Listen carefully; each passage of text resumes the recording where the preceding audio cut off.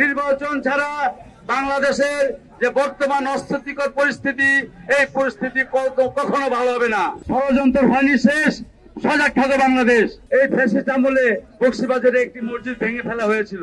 বর্তমান অন্তর্বর্তীকালীন সরকার ডক্টর ইউনূস, উনি সর্বজন শ্রদ্ধেয় একজন ব্যক্তি, আমরা ওনাকে সবাই শ্রদ্ধা করি, কিন্তু উনার নেতৃত্বে আজকে এই উপদেষ্টারা বাংলাদেশে যে ষড়যন্ত্র জাল বুনতে শুরু করেছে, আমরা ধিক্কার জানাই, প্রতিবাদ জানাই।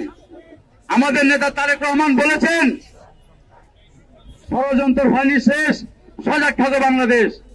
এর প্রমাণ আমরা পেয়েছি বিগত দিনে ডাকসু এবং জাকসু নির্বাচনে, যা দেশের প্রতিটা মানুষ এখন জানে বিষয়টা।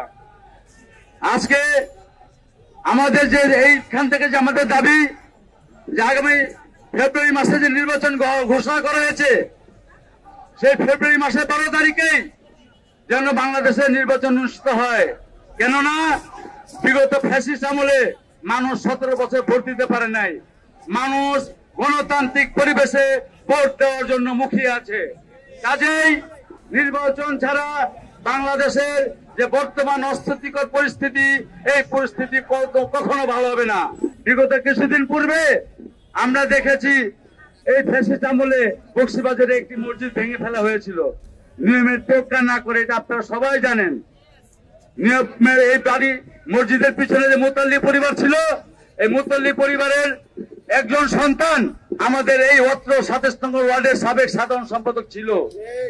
শুধু বিএনপি পরিবারটাকে উচ্ছেদ করার জন্য এখানে পাশে কামরুলের বাড়ি আছে, সে তাপসের সাথে মিলিত হয়ে আঘাত করে সে এই মসজিদটা বিনা নোটিশে ভেঙে দিয়েছে। আর মসজিদ আল্লাহর ঘর, যে পরিবার তাদের পূর্বপুরুষরা এই মসজিদটা দিয়েছে নামাজের জন্য, আজকে এই মসজিদটা ভেঙে সেই মসজিদের জায়গায় রাস্তা এবং ড্রেন করে দেওয়া হয়েছে। এখন যারা এই জমিটা মসজিদের জন্য দিয়েছিল, তারা তো রাস্তার জন্য দেয় নাই। এটা কোন নিয়মে, কোন ধর্মের নিয়মে আপনারা এটা করলেন, আমরা আজকে জানতে চাই। এমন একটা পরিস্থিতিতে আমাদেরকে দাঁড় করিয়ে দিয়েছে যে আমরা এখন কিছু বললে বলবে আমরা ধর্মের বিরুদ্ধে কথা বলি, ইসলামের বিরুদ্ধে কথা বলি। মসজিদটা এখনো কমপ্লিট হয় নাই। এখানে পাশে একটা টিন সেট মসজিদে নামাজ পড়া হতো। এই টিন সেট মসজিদের যে জমির মালিক, উনি 20 লক্ষ 50 লক্ষ টাকা অফার করেছে যে আমার এই জমি থেকে মসজিদটা উঠিয়ে দাও। মসজিদটা কমপ্লিট হয় নাই, অজুখানা নাই, বাথরুম নাই, প্রসাবখানা নাই। তারপরে গতকালকে আমরা দেখলাম যে এই মসজিদের মধ্যে জুমার নামাজ পড়া হলো এবং টিনের মসজিদ খুলে ফেলা হচ্ছে। এর জন্য কর্তৃপক্ষের নজর দৃষ্টি আকর্ষণ করছি, এই বিষয়ে যেন আপনারা যথাযথ খবর নেন এবং এখানে যে মুতাল্লি পরিবার ছিল তাদেরকেও আপনারা ক্ষতিপূরণ দেওয়ার যে ব্যবস্থা সরকারিভাবে সেটা করবেন। আমাদের নেতা হামিদুর রহমান হামিদ ভাই অলরেডি তাদেরকে আশ্বাস দিয়েছেন যে যারা ক্ষতিগ্রস্ত হয়েছে আমরা তাদের পক্ষে আছি।